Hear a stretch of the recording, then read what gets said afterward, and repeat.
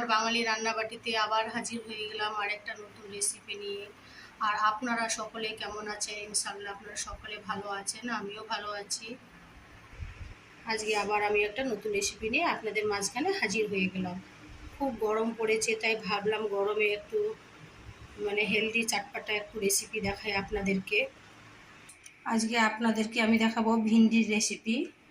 গরমে অনেকেরই খেতে ভালো লাগছে না, এত গরম পড়েছে, তাই ভাবলাম একটু হালকা পাতলা ঝোল হেলদি চটপটা কিছু আপনাদেরকে দেখাই। ভিন্ডির দেখাবো। এই যে আমি ভিন্ডিগুলো কেটে রেখেছি, বড় ভিন্ডিটাকে দু টুকরো করেছি, আর যেগুলো ছোটো ওগুলোকে গোটা রেখেছি। আর আমার লাগছে চটপটা করার জন্য এই যে লেবুটা আমি নিয়েছি, এটা আমি লাস্টে ইউজ করব।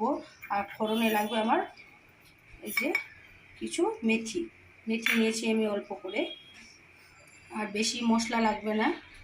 আর আমার মশলার জন্য লাগছে এই যে দুটো পেঁয়াজ নিয়েছি, আর একটা রসুন নিয়েছি, এটাই আমার মশলা লাগবে। খুব মশলা দেব না আমি। আর লাগবে আমার ঝাল, আমি এটা শুকনো লঙ্কার গুঁড়ো দেবো হালকা করে, খুব বেশি দেব না। আর কাঁচা লঙ্কাটা দিলে টেস্ট একটু অন্যরকম হয়ে যাবে বলে আমি সামান্য একটু শুকনো লঙ্কার গুঁড়ো দেবো। দুটো পেঁয়াজ একটা রসুন দিয়ে আপনাদেরকে আজকে আমি রান্না করে দেখাচ্ছি ভিন্ডির স্পাইসি পাতলা ঝোল। এই যে দেখেন, দুটো পেঁয়াজ একটা রসুন আমি পেস্ট করে ফিরে আসলাম। এই পেস্টটা আমি রান্নাতে দিব। এইদিকে আমি একটা প্যান বসিয়ে দিয়েছি, প্যানটা আমার গরম হয়ে এসছে। এখন আমি সরষের তেল দেবো। খুব একটা তেল দিব না, খুবই সামান্য তেল দিচ্ছি। আপনারা পুরো ভিডিওটা দেখুন, স্কিপ করবেন না। স্কিপ করলে কিন্তু অনেক কিছু মিস করে ফেলবেন। আর আমার ভিডিওগুলোকে কোথা থেকে দেখছেন প্লিজ আমাকে কমেন্ট করে জানাবেন, তাহলে আমিও আপনাদেরকে ধন্যবাদ জানাতে পারবো। আর যিনারা আমার চ্যানেলে নতুন বন্ধু আছেন প্লিজ আমার চ্যানেলটাকে সাবস্ক্রাইব করে দেবেন, আমার পাশে থাকবেন, আর কমেন্ট করে আমাকে জানাবেন। এই যে আমি সরষের তেল দেবো, 1 চা চামচের মতো দেব। এই যে দেখেন 1 চা চামচের মতো দিলাম, আমি বেশি তেল দিব না, যেহেতু খুব গরম পড়েছে। গরমের জন্য এই রান্নাটা আপনাদেরকে দেখাচ্ছি। গরমে অনেকেরই মাছ মাংস খেতে কিছুই ভালো লাগছে না, তাই ভাবলাম যে এইভাবে একটু চটপটা করে আপনাদেরকে দেখাই। খুব তেল মশলা ছাড়া, কম তেল মশলা ছাড়া এটা রান্নাটা আপনাদেরকে দেখাচ্ছি।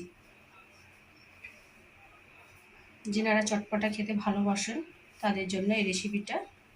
ভিন্ডির এই তেলটা গরম হয়ে গেলে যে মেথিটা আমি ফোড়নে দিয়ে দিচ্ছি।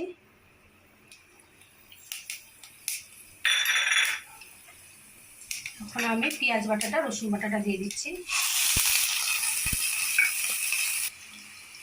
এখন আমি ভালোভাবে এটা মিক্সড করে নিই। এই যে আমি মেথির ফোড়নটা দিলাম, এটার জন্য তরকারিটা খেতে খুবই ভালো লাগে, ফ্লেভারটা এত ভালো লাগে, আপনারা একবার ট্রাই করে দেখতেই পারেন। এখন আমি গ্যাসের ফ্লেমটা লোতে করে দিয়েছি, আমি লবণটা দিয়ে দিচ্ছি, স্বাদ অনুসারে লবণ দিলাম।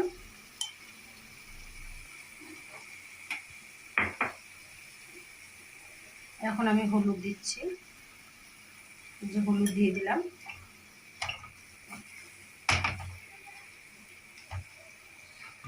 আর এখন আমি ঝালটা দিয়ে দিচ্ছি, আপনারা ঝালটা আপনাদের পছন্দ অনুযায়ী দিবেন। এই যে আমি দেখি চামচটা দেখি আপনারা বুঝতে পারছেন কতটুকু ঝাল দিচ্ছি, আর ঝাল দেবো না আমি। এখন মশলাটাকে আমি সুন্দরভাবে কষবো, একটু জল দেব, জল দিয়েও মশলাটাকে কষতে হবে। খুব কম তেল মশলা দিয়ে রান্নাটা দেখাচ্ছি, স্পাইসি হবে।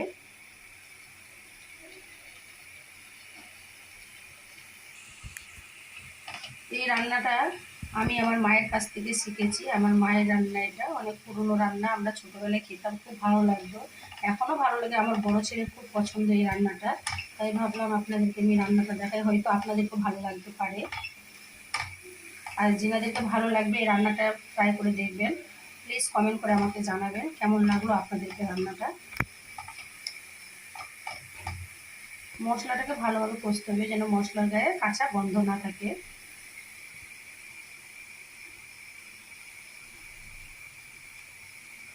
এই যে দেখেন মশলাটা আমার অনেকটা কষা হয়ে গেছে, কালারটা চেঞ্জ হয়ে গেছে। এখন আমি ভিন্ডিটা কেটে রেখেছিলাম, এই ভিন্ডিটা আমি দিয়ে দিচ্ছি।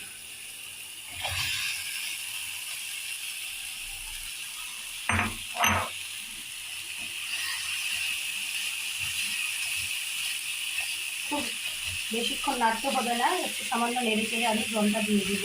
এই রান্নাটা করতে খুবই কম সময় লাগে। যিনাদের হাতে খুবই সময় কম, সময়ের অভাব, এই রান্নাটা আপনারা করতেই পারেন। খেতেও ভালো লাগবে আর খুব কম উপকরণ লাগবে।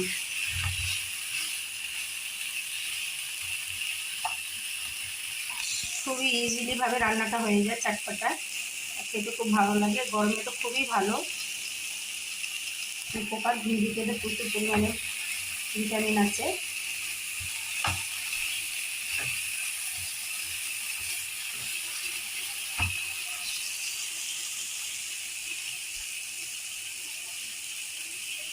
এই যে দেখেন 2-1 মিনিট আমার নাড়াচাড়া হয়ে গেছে এটা। এখন আমি জলটা দিয়ে দিচ্ছি। বিসমিল্লাহ।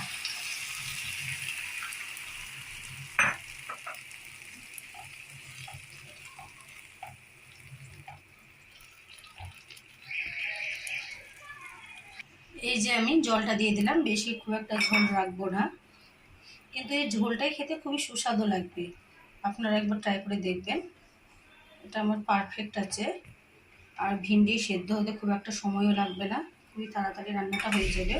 এখন আমি ঢাকা দিয়ে দিচ্ছি আর রান্নার মাঝখানে লবণ ঝালটা আমি চেক করে নেব। আপনারাও আপনাদের পছন্দ অনুযায়ী ঝাল লবণটা দিবেন, টকটা দিবেন, যে যেমন পছন্দ করেন সেই হিসাবেই দেবেন। আমি তাহলে 2 মিনিট পরে ফিরে আসছি। এই যে আমি কয়েক মিনিট পরে ফিরে আসলাম। এই যে দেখেন ভিন্ডি আমার সিদ্ধ হয়ে গেছে। আমি আবার মাঝখানে দেখেছিলাম, চেক করেছিলাম লবণটা লেগেছিল, আবার দেওয়া হয়েছে। আর এখন রান্নাটা আমার প্রায় কমপ্লিট, প্রায় বলতে পুরো কমপ্লিট রান্নাটা। এখন আমি যেটা করব, যে আমি লেবুটা নিয়েছিলাম, লেবু এই যে রসটা নিয়ে নিয়েছি, এটা আমি যে দিয়ে দিলাম। দিয়ে এখন আমি এটা ঢাকা দিয়ে দেবো, নাড়বো না। এই যে ঢাকা দিয়ে দিলাম। গ্যাসের ফ্লেমটা হাইতে করে আর আমি কমিয়ে দিই। গ্যাসের ফ্লেমটা আমি এখন অফ করে দিলাম। আপনারাও লেবু রসটা একদম নামানোর একটু আগেই দেবেন, তাহলে ফ্লেভারফুল হবে, খুব খেতে ভালো লাগবে। আগে থেকে দেবেন না, একদম নামানোর কিছুক্ষণ আগে দিলেই হয়ে যাবে। আমার রান্না কমপ্লিট। এখন আপনাদেরকে ঠান্ডা হয়ে আসলে এটা আমি পরিবেশন করে দেখাচ্ছি। এই যে দেখেন আপনাদেরকে আমি পরিবেশন করে দেখাচ্ছি, কি সুন্দর হয়েছে।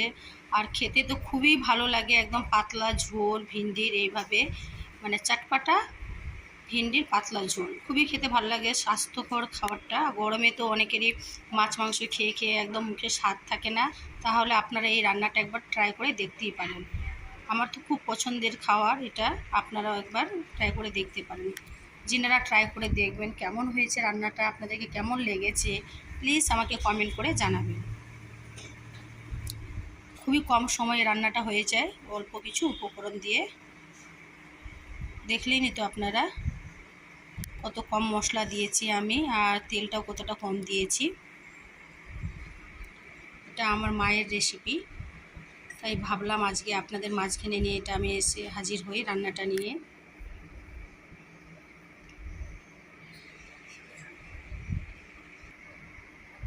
ধন্যবাদ।